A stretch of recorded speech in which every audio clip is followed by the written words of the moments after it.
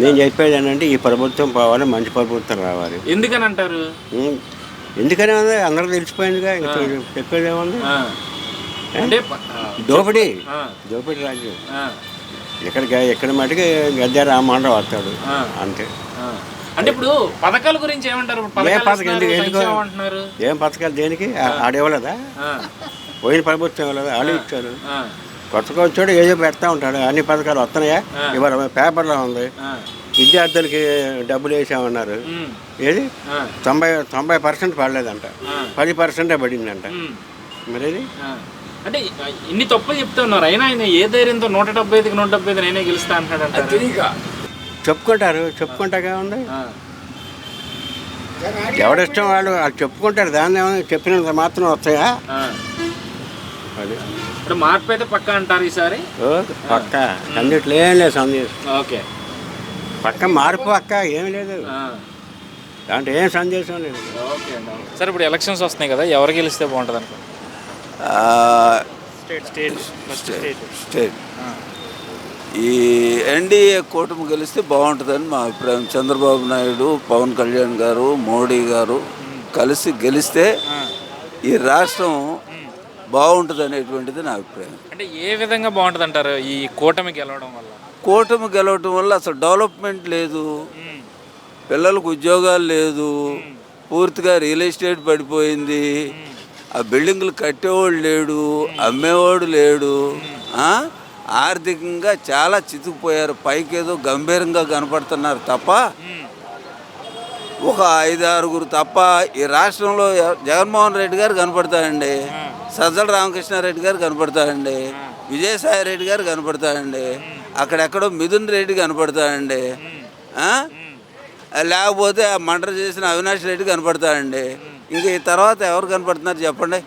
మన ఊరినే కామన్ మ్యాన్గా ఆలోచించుకుంటే అదే పరిస్థితి. అంటే మరి జగన్మోహన్ రెడ్డి చూస్తేనేమో చంద్రబాబు టైంలో పెత్తందారులే బాగుపడ్డారు, పేదవాడు మరింత పేదవాడయ్యాడు. ఇప్పుడు పెత్తందారికి పేదవాడికి యుద్ధం అంటా ఉంటారు. పెత్తందారులు ఎవరో పేదవాళ్ళు ఎవరో ప్రతి ఒక్క మనిషికి తెలుసు. ప్రతి ఒక్క మనిషికి రాజశేఖర రెడ్డి గారు చచ్చిపోకముందే ఈయన చిన్నులు జనం చూశారు. కాకపోతే ఆ రోజు నుండి మీడియా కానీ, కొన్ని శక్తులు కానీ, కొన్ని కమ్యూనిటీలు కానీ జగన్మోహన్ రెడ్డికి అంటగాని చంద్రబాబు నాయుడిని వ్యతిరేకించడానికి కావాల్సినటువంటి గ్రౌండ్స్ ఏర్పాటు చేశాడు జగన్మోహన్ రెడ్డి వెనకాల, తెర వెనక ఉండేటువంటి వాళ్ళు.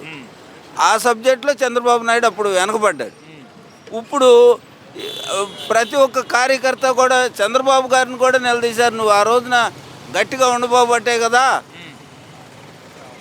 ఇలా జరిగింది మాకు అని చెప్పి నిలదీసేప్పుడు చంద్రబాబు నాయుడు గారు కూడా సెటరేట్ అయ్యాడు. జనంలో చాలా మంచి పరిస్థితి బాగుంది.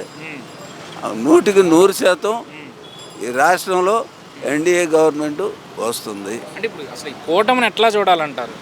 కూటమిని ఎలా చూడాలంటే కూటమి కావాలని కోరుకున్నారు.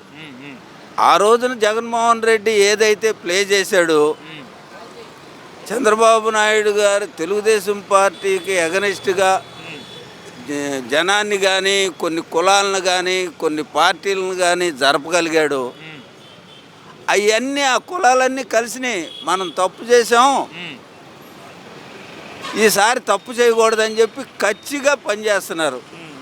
అంటే గతంలో మోదీని విమర్శించిన చంద్రబాబు మళ్ళీ ఏ విధంగా మోదీతో కలిశారని చెప్పి ఈరోజు వైసీపీ నాయకులందరూ కూడా ప్రెస్ మీట్లు పెట్టి మరి విమర్శలు చేస్తూ ఉన్నారు కదా, వాళ్ళకేం చెప్తారు? రాజకీయాల్లో విమర్శలు, ప్రతి విమర్శలు, మర్డర్లు చేసుకోవట్లా, వాళ్ళ ఆస్తులు వీళ్ళేం కాజేయలే, వీళ్ళ ఆస్తులు వాళ్ళేమి కాజేయలే, వాళ్ళ కుటుంబంలో వీళ్ళేమి మర్డర్లు చేయించలే, వీళ్ళ కుటుంబంలో వాళ్ళేమి మర్డర్లు చేయించలే. తిడితే విమర్శిస్తారు, మీలాగా తిట్టట్లేదు కదా, కనుక దానివల్ల పెద్ద ఇబ్బంది ఉండదు. వీళ్ళ మాటలు పట్టించుకునే నాదుడే లేడు. సో ఇప్పుడు మరి ఎలక్షన్ కూడా వచ్చేసింది కాబట్టి ఏంటి ఇక్కడి నుంచి ఎట్లా ఉంటుంది అంటారు రాజకీయం అంటారు? ఎలక్షన్ కూడా అసలు 3 రోజుల నుంచి వాళ్ళ మొఖాలన్నీ మాడిపోయినాయి. అది ఆయన ఏది సీట్లు డిక్లేర్ చేసే రోజున ఎంత దీనంగా కూర్చున్నాడో టీవీలు చూస్తున్నటువంటి ప్రతి ఒక్కళ్ళకి కూడా తెలుసు. ఏ రోజునన్నా పక్కన కూర్చోపెట్టుకున్నాడు కనీసం డిప్యూటీ సీఎంలని నిన్న ఒక బీసీతో చదివించినంత మాత్రాన బీసీలు అందరూ ఓట్లేస్తారు, ఒక ఎస్సీతో చదివించినంత మాత్రాన ఎస్సీలు అందరూ ఓట్లేస్తారు అని అనుకుంటే అది భ్రమ. అంటే ఇప్పుడు సీట్ల గురించి మాట్లాడుకుంటే గతంలో కన్నా బీసీలకి ఎస్సీలకి ఎక్కువ సీట్లు ఇచ్చానని చెప్పుకుంటా ఉన్నారు. సీట్లు ఇచ్చినంత మాత్రం ఆ సామాజిక వర్గాలకు న్యాయం జరిగిపోద్ది అంటారా? రాజ్యాధికారం లేని సీట్లు ఎవరికి కావాలి? ఇక్కడ ఎమ్మెల్యేలు ఒక చిన్న ఉదాహరణ చెప్తా. మల్లాది విష్ణు గారు కానీ వెల్లంపల్లి శ్రీను గారు కానీ నేను ఈ పని చేశాను అని చెప్పాడా? ఎమ్మెల్యేలు జగన్మోహన్ రెడ్డి గారు నీకు పెన్షన్ ఇచ్చాడా, నీకు ఇళ్ళ పట్టా వచ్చిందా, నీకు అమ్మఒడి వచ్చిందా, నీకు అది వచ్చిందా, ఇది వచ్చిందా, ఇవన్నీ జగన్మోహన్ రెడ్డి గారు ఇచ్చాడు కనుక జగన్మోహన్ రెడ్డి గారిని చూసి మాకు ఓట్లు వేయండి అని అంటున్నారు. కానీ ఈ లోకల్గా అసలు వాళ్ళకే జగన్మోహన్ రెడ్డి గారి దగ్గరికి ఇంటర్వ్యూ లేకపోతే ఈ కార్యకర్తలను కానీ సెకండ్ గ్రేడ్ లీడర్లను కానీ వీళ్ళు ఏం చేస్తారు? వాళ్ళ వరకు వాళ్ళు సాటిస్ఫాక్షన్, ఫైనాన్షియల్గా సాటిస్ఫాక్షన్ అవ్వడం కోసం గ్రౌండ్లు ప్రిపేర్ చేసుకున్నారు తప్ప ఎమ్మెల్యేలు కింద స్థాయిలో వాళ్ళు చాలా అసంతృప్తిగా ఉన్నారు. వీళ్ళ డబ్బన్నీ పీకేసి సైలెంట్గా చంద్రబాబు నాయుడు గారి పార్టీకి, జనసేన పార్టీకి, బీజేపీ పార్టీకి ఓట్లేస్తారు. సో ఇప్పుడు ఈ కూటమి సూపర్ 6 పథకాలు అమలు చేస్తామని చెప్తా ఉంది. ప్రజలు ఎంతవరకు నమ్ముతారు అనుకున్నారు? 100% నమ్ముతారు. గతంలో చేసిన తప్పు ఇప్పుడు మనం చేయకూడదు అని ఎవరైతే అనుకుంటున్నారో ఈ పథకాలన్నీ కూడా నమ్ముతారు జనం. అందులో మాత్రం ఏం మొహమాటం లేదు. సో సెంట్రల్ నియోజకవర్గం, విజయవాడ సెంట్రల్ నియోజకవర్గం పరిస్థితి ఏంటి? అత్యంత భారీ మెజారిటీతో బోండా ఉమామహేశ్వరరావు గెలబోతున్నాడు. అత్యంత భారీ మెజారిటీతో. అంటే ఏంటి అంత ధీమా ఏంటంటారు? అంత ధీమా ఏంటంటే 2019లో కొన్ని సెక్షన్లు దూరంగా ఉన్నాయి. ఈ జగన్మోహన్ రెడ్డి చేసినటువంటి విష ప్రచారం వల్ల ఆ సెక్షన్లన్నీ కూడా అండర్ కరెంట్గా కుటుంబాలు కదిలి బోండా ఉమామహేశ్వరరావు పనిచేస్తున్నాయి. కుటుంబాలు కదిలి బోండా ఉమామహేశ్వరరావు అత్యంత మెజారిటీతో గెలుస్తాడు.